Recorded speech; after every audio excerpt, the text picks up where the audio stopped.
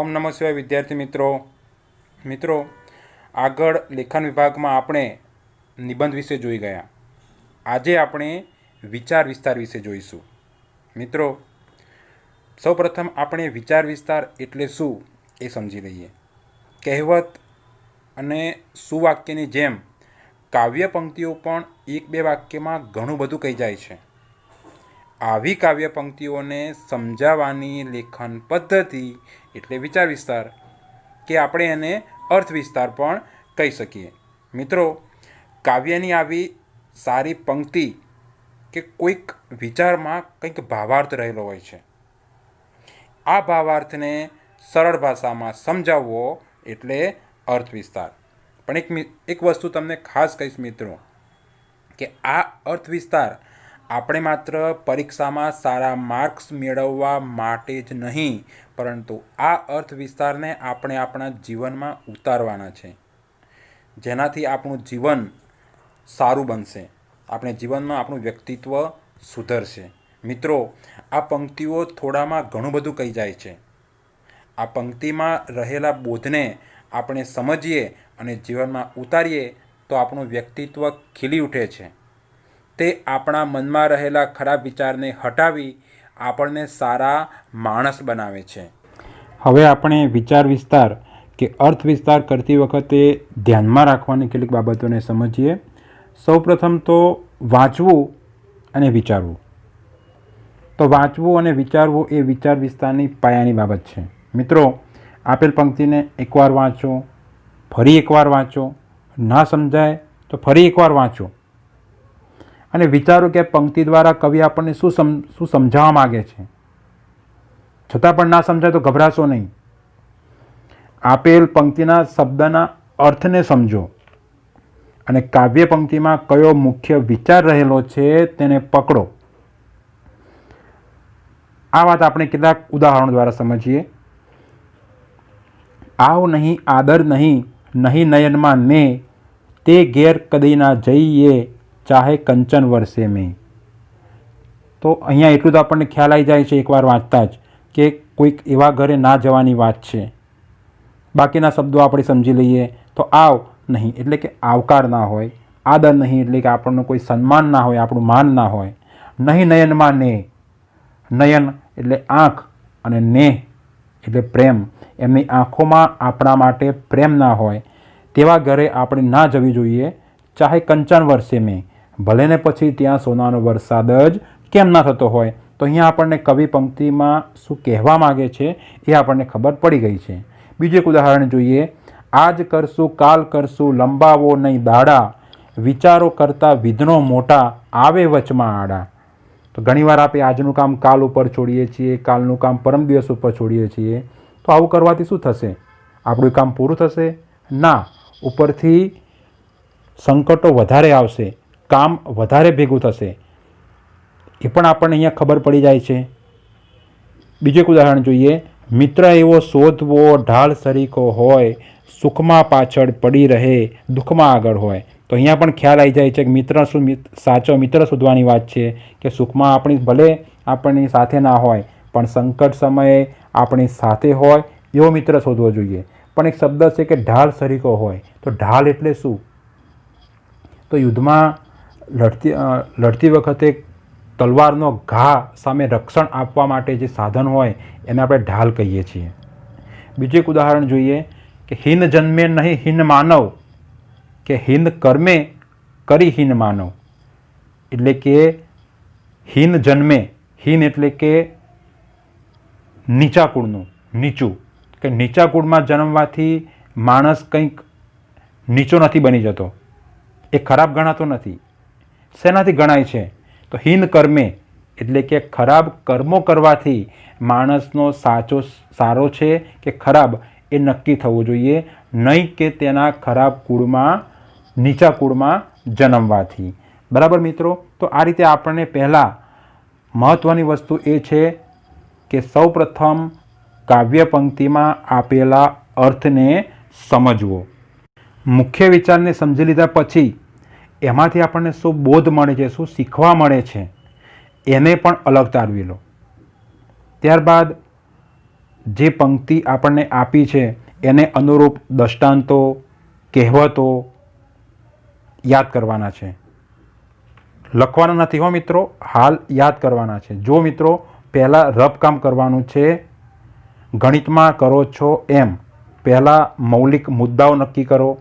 કયા મુદ્દાને આપણે કઈ જગ્યાએ ગોઠવીશું, કયા મુદ્દાનો કઈ જગ્યાએ સમાવેશ કરીશું, કઈ રીતે સમજાવીશું, આ મનમાં નક્કી કરો, ત્યારબાદ લખવાનું છે. તો કાવ્ય પંક્તિ સમજાવવા માટે તમે રૂઢિપ્રયોગોનો ઉપયોગ કરી શકો છો, કેટલાક મહાપુરુષોના ઉદાહરણો આપી શકો છો, કાવ્ય પંક્તિનો ઉપયોગ કરી શકો છો. તો મિત્રો તમે વિચારો કે અહીંયા શું બંધ બેસતું છે. કાવ્ય પંક્તિના વિચારને અનુરૂપ યોગ્ય વસ્તુ પસંદ કરો, એને તેનો ઉપયોગ કરી અને પછી તેને સમજાવો. હવે વિચાર વિસ્તાર લખવાની વાત કરીએ તો વિચાર વિસ્તારને આપણે 3 વિભાગમાં 3 પેરેગ્રાફમાં વહેંચીશું. પ્રથમ પેરેગ્રાફમાં આપણે તેનો અર્થ લખવાનો છે, જેની અંદર તેનો મુખ્ય વિચાર કે આ કાવ્ય પંક્તિમાં કયો વિચારનો મહિમા ગાવામાં આવ્યો છે એ લખવાનું છે. આ પણ આપણે કેટલાક ઉદાહરણ દ્વારા જ સમજીએ. આપણે આ ઉપર પંક્તિ જોઈ ગયા કે આજ કરશું કાલ કરશું લંબાવો નહીં દાડા, વિચાર કરતા વિઘ્નો મોટા આવે વચમાં આડા. તો આ જ પંક્તિનો આપણે લખવાનું. તો પ્રથમ પેરેગ્રાફ આપણે કઈ રીતે લખી શકીએ? તો આ પંક્તિમાં કોઈ પણ કામ તાત્કાલિક અથવા તો યોગ્ય સમયે કરી લેવાની સલાહ આપવામાં આવી છે. બીજું એક ઉદાહરણ જોઈએ તો આ પણ મિત્રવાળું કે મિત્ર એવો શોધવો, ઢાલ સરીકો હોય, સુખમાં પાછળ પડી રહે, દુઃખમાં આગળ હોય. તો આની અંદર મુખ્ય વાત કઈ છે? તો ઉપરોક્ત પંક્તિમાં કવિએ સાચા મિત્રના લક્ષણો સમજાવ્યા છે કે સાચો મિત્ર કેવો હોવો જોઈએ. આ વાત અહીંયા સુંદર રીતે રજૂ કરી છે.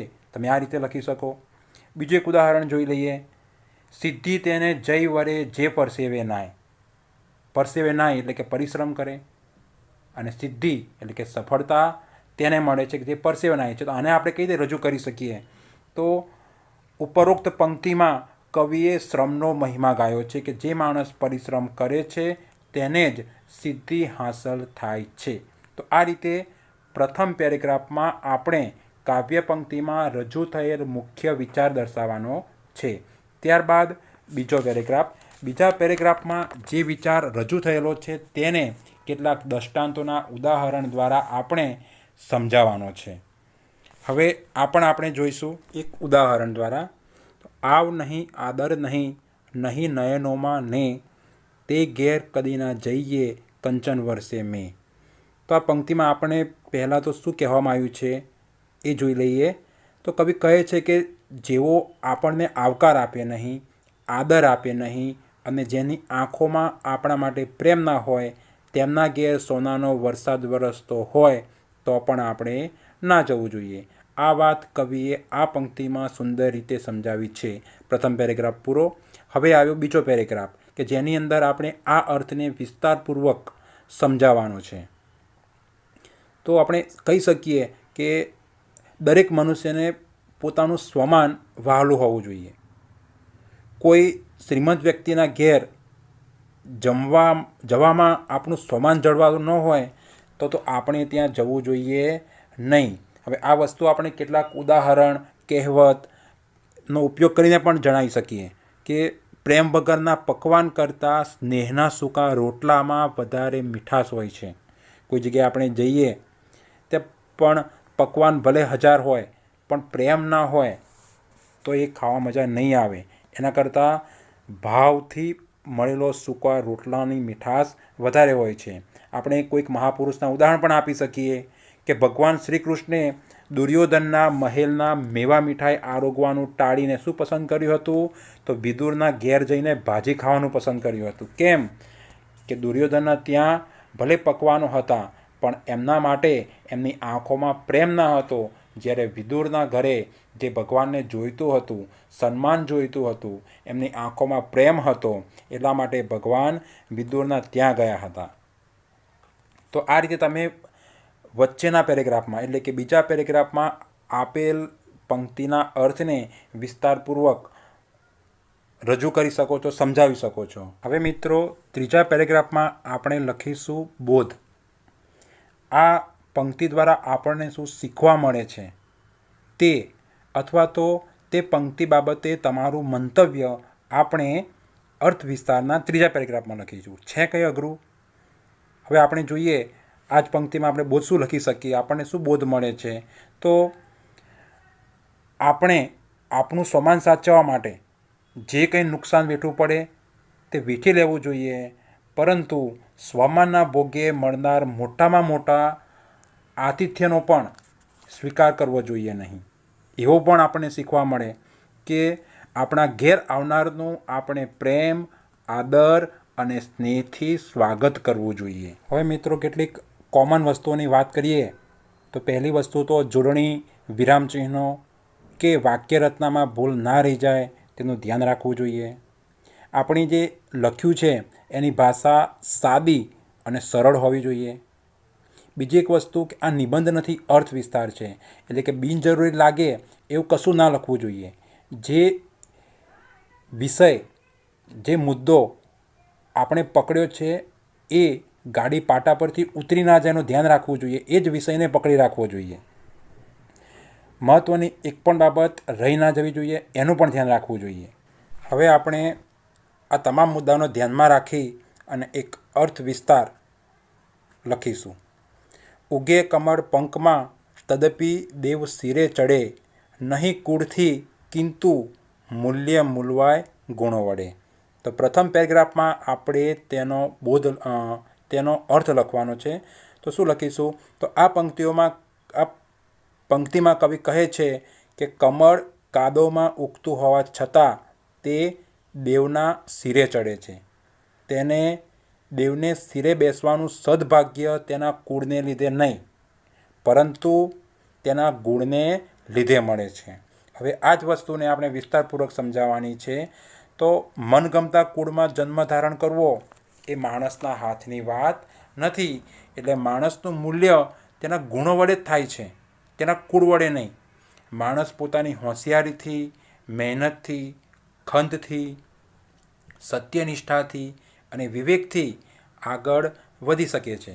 આનું આપણે શ્રેષ્ઠ ઉદાહરણ લઈએ તો ડૉક્ટર બાબા સાહેબ આંબેડકર, જેઓ એક દલિત કુળમાં જન્મ્યા હતા, છતાં પણ તેમણે આપણા દેશના બંધારણની રચના કરી છે. એના માટે એમને આજે પણ યાદ કરીએ છીએ, સન્માનથી એમને જોઈએ છીએ. તો આના ઉપરથી આપણને ખબર પડી જાય છે કે મૂલ્ય કુળનું નથી, પણ મૂલ્ય ગુણોનું છે, તમારા કાર્યનું છે. હવે આ જ વસ્તુને આપણે શું શીખવા મળે છે એ જોઈએ. તો એ આપણે ત્રીજા પેરેગ્રાફમાં લખીશું કે આપણે પણ કોઈનું કુળ ના જોતા તેનામાં રહેલા ગુણો જોવા જોઈએ. આપણે પણ સત્ય, પ્રામાણિકતા, મહેનત, હોશિયારી અને વિવેક જેવા ગુણો વિકસાવવા જોઈએ, જેથી આપણને પણ કમળ જેવું સદભાગ્ય પ્રાપ્ત થાય. મિત્રો, તમારે આ વિચાર વિસ્તાર તમારી નિબંધની નોટમાં લખવાનો છે. આપણે આ વિડીયોમાં વિચાર વિસ્તાર કઈ રીતે લખવો, વિચાર વિસ્તાર લખતી વખતે કઈ કઈ બાબતો ધ્યાનમાં રાખવી, એ દરેક બાબતોની ચર્ચા કરી. હું આશા રાખીશ કે તમે આ દરેક બાબતોને ધ્યાનમાં રાખશો. બરાબર? પણ વિચાર વિસ્તાર માટે એક મહત્ત્વની વસ્તુ કહીશ કે વિચાર વિસ્તાર સારી રીતે લખવા માટે તમારું લેખન અને વાંચન સારું હોવું જોઈએ. તમે ઇતર વાંચનમાં રસ ધરાવતા હશો તો તમારામાં અલગ અલગ ઉદાહરણો, રૂઢિપ્રયોગો, કહેવતો વગેરેનો ભંડાર હશે. તમે એનો ઉપયોગ કરીને સારો વિચાર વિસ્તાર લખી શકશો, જેથી તમારું વાંચન વધારો. બરાબર? અને બને ત્યાં સુધી મૌલિક વિચારો રજૂ કરો. વિચાર વિસ્તાર તમે કદાચ કેટલાક વિદ્યાર્થીઓ 10 કે 15 અર્થ વિસ્તાર ગોખી મારે છે, પણ એ ગોખેલા સિવાયનું પૂછાઈ ગયો હતો, અને ગોખ્યા તો પણ એ ગોખેલા કરતાં જો તમે મૌલિક વિચારોથી લખશો ને તો તેના સારા માર્ક્સ આવશે. બરાબર? સારું, ત્યારે આવજો.